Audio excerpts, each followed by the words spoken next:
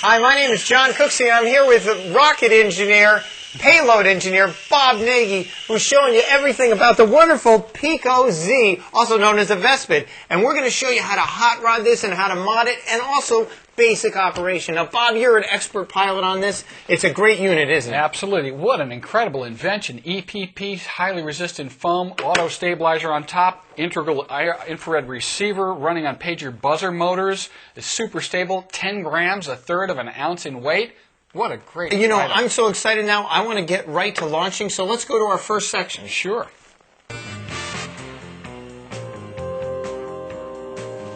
Okay, I want to know everything about launching this. Help me out. Where do I start? Well, you want to launch this by pushing the throttle up almost full.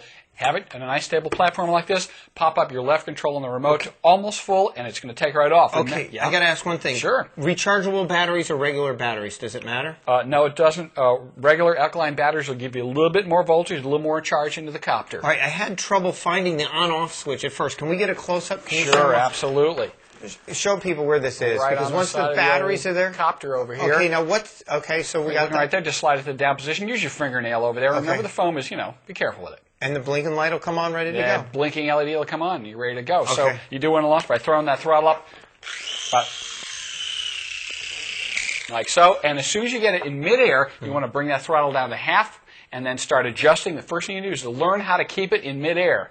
Now, in order to show you the close-ups on this particular controller and our helicopter, we're a little close here. What you really want to do, right, is be in a big room with not a lot of obstacles, and you want to be able to be standing so you can chase it around. Sure. Okay, so that's all there is to know about launching? And then that's all you need to know about launching. So about three-quarters hand launch it like that. Or hand launch it? Yep. And she's pretty rugged. But, practice keeping it in midair. That's your first thing. It's going to have a normal, natural forward motion and stuff like that. But the next thing you're going to have to do is trim. And trimming is very important. Well, so, let's get to our next section, Absolutely. Flight control.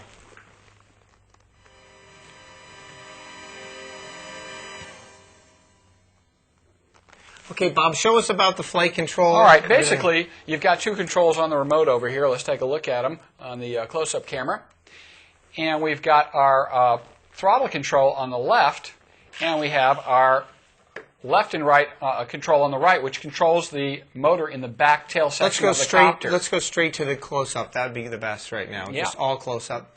Yeah. Okay. There we go. So you can see, well, you get your power switch. Of course, you got to turn that on. Be sure that your channel switch is selected to the same channel that the bottom of the copter is marked. Channel A in this case. They come in A, B, and C, and they come in red, orange, and blue, according to your channel markings.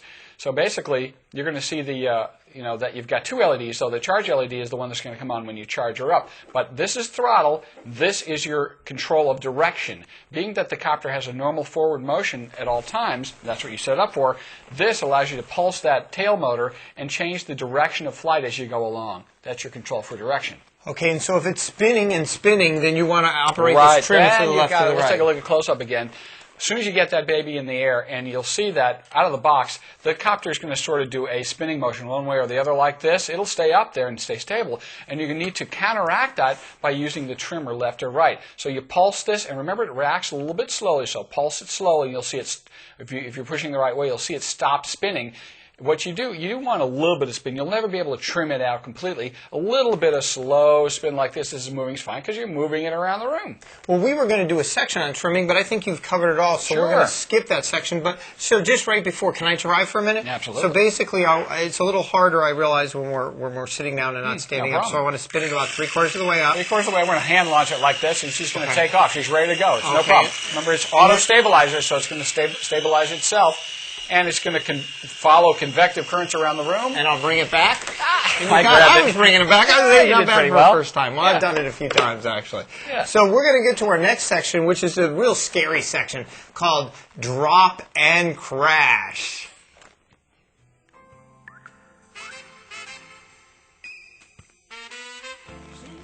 So, remember, when you've got this little bugger in the air, that you're not going to have complete control over it. You're going to have a lot of control, but a lot of times you're going to get it near things you don't want to hit. And this rotor assembly is a little bit delicate. This is what you need to protect. The EPP foam, rugged. The rotor assembly, you want to protect this. And, of course, you can buy spare ones. But when you're going to get it, when you see it going for something, it's going to hit, immediately drop the throttle. It's spring return. Drop it. Let it drop to the ground, and you're going to save yourself some damage. Okay, so let me get this straight. So I'm going along. Let me just try this here. So I'm going along, and then if I got a problem and I got to drop it, I should just drop it totally like that. Drop it totally. Because if the rotors are spinning while it drops, what can happen? Well, there won't be any power to it once you drop the throttle like that, and there also is a little bit of protective mechanism in the circuitry to try to keep it from being damaged. So if it feels that its motor's on and it's resisting, it'll sort of kill itself, without being damaged. But you want to keep it from being damaged by dropping the throttle. So drop the throttle as soon as you bring it down, right? Don't let it spin on the cover. It'll just bounce and you'll probably be okay. All right, on to our next section.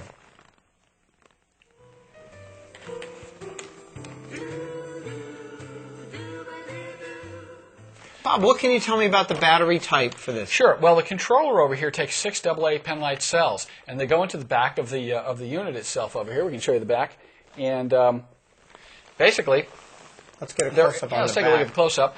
The controller has a little hatchway door on the back with a Phillips head screw. So you put your screwdriver in there, go to counterclockwise to take it off, the panel comes out in the back, and 6 batteries go in just like you put batteries into anything in the back. You can use alkaline straight off the shelf, or you can use rechargeable nickel metal hydride batteries. You will get a little more boost out of those alkalines, but no reason not to use rechargeables. It runs fine on rechargeables. And, if you're really into doing this for a long time and you're going on a weekend, sometimes it's good to take 2 sets of rechargeables. Absolutely. And you will notice, after a while, because the remote is doing 2 functions. It's transmitting to control, and it's recharging the copter up. So you're getting double duty off these batteries. So you got to know that even with alkalines, they will wear down a little quicker than you would imagine. So, now, what about the battery in this?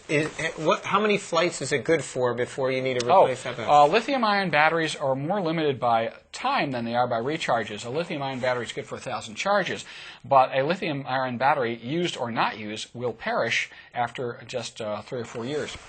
Okay, well, go ahead, put it down there. Use it. Put it. Oh, so we're good for a while. Okay. Oh, yeah. On to our next section. On to our next section. Whoa.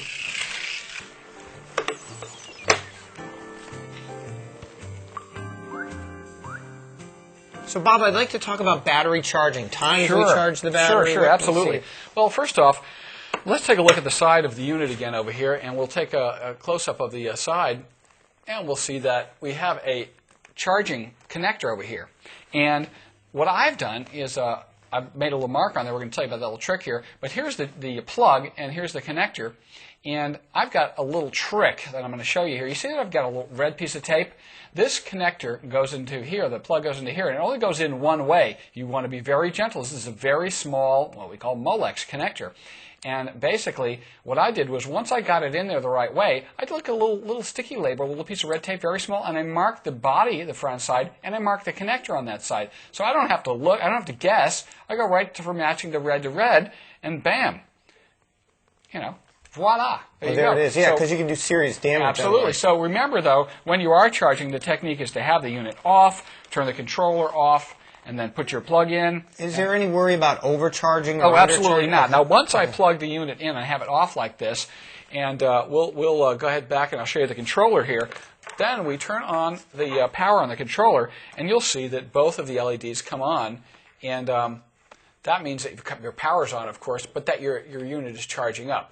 So when it's about to be fully charged, you'll see that the red LED starts blinking, it'll go out, and then the green will stay on for a while, and then it'll go out. And when it's done, and we're not talking very long, we're talking less 5 minutes or so, and you can get solid 5 minutes of flight out of this unit.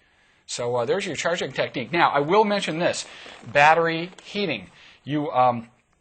When you use a lithium-ion battery, it is going to heat up a little bit when you're discharging it because we're pulling a lot of power out of this little baby over here. So once you just run the thing down and all of a sudden you're hitting the throttle and it won't go up anymore, well, then you're going to have to charge up. Do not recharge it right away. Wait for a few minutes and recharge it because you want the battery to cool down. Okay, I was going to cover this stuff in the next section, but we got the plug and everything. So, sure. But a lot of people are always interested about the front weight. So I think we should do a section on front weight. Absolutely. Let's talk about it.